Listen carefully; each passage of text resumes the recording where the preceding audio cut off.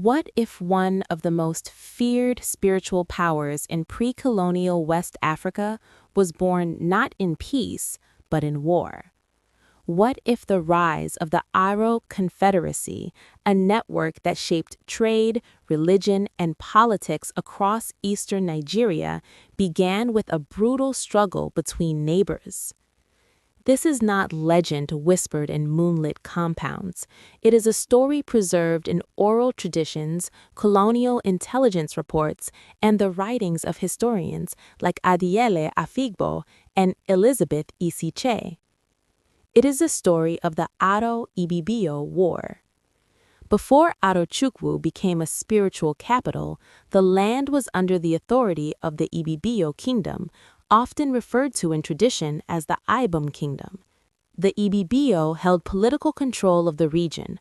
Among the groups living within and around their territory were migrant Igbo communities, including a lineage remembered as the Eze-Agwu clan.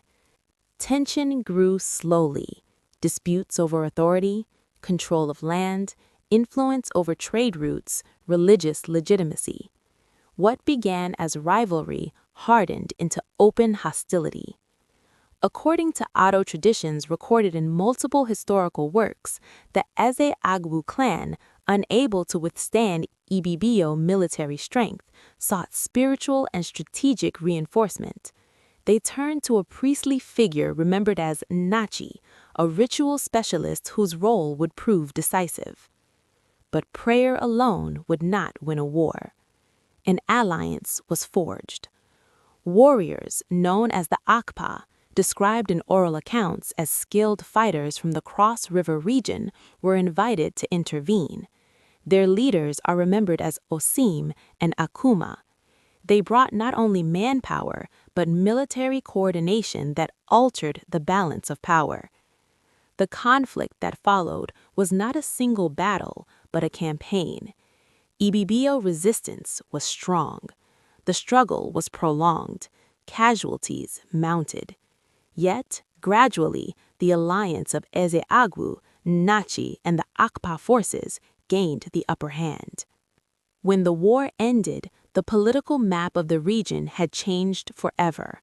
Out of that victory emerged a new power center, Arochukwu.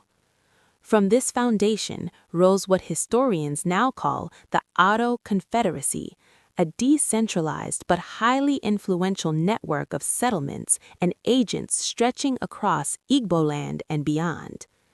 At the heart of this new order stood a shrine that would become legendary, Ibini Ukpabi, known to Europeans as the Long Juju. Pilgrims came seeking justice, merchants came seeking protection, communities sought arbitration. Religious authority became political authority. Through networks of trade and ritual influence, the Aro expanded their reach deep into southeastern Nigeria. By the 18th and 19th centuries, they were key intermediaries in regional commerce, including the Atlantic trade. But power invites confrontation. In 1901, the British launched what became known as the Anglo-Aro War. Official colonial reports from the Annual Report of Southern Nigeria, 1902, describe the expedition against Arochukwu, culminating in the destruction of the shrine complex and the formal dismantling of Aro political dominance. Yet conquest did not erase memory.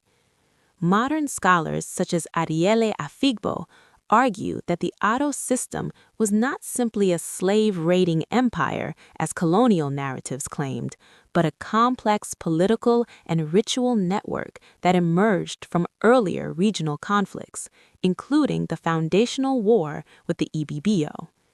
And that is what makes the Aro-Ibibio War so significant.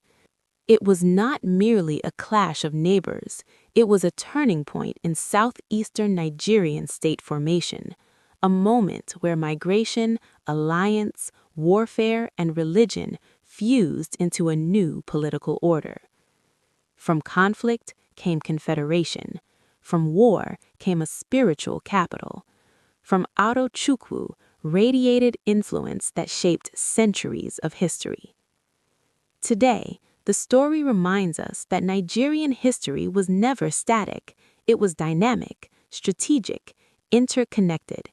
And long before colonial borders, African societies were already negotiating power, identity, and sovereignty on their own terms. If you want more deeply researched African history, grounded in documented sources and oral tradition, subscribe, like, and share, because the past is not silent. It is waiting to be understood.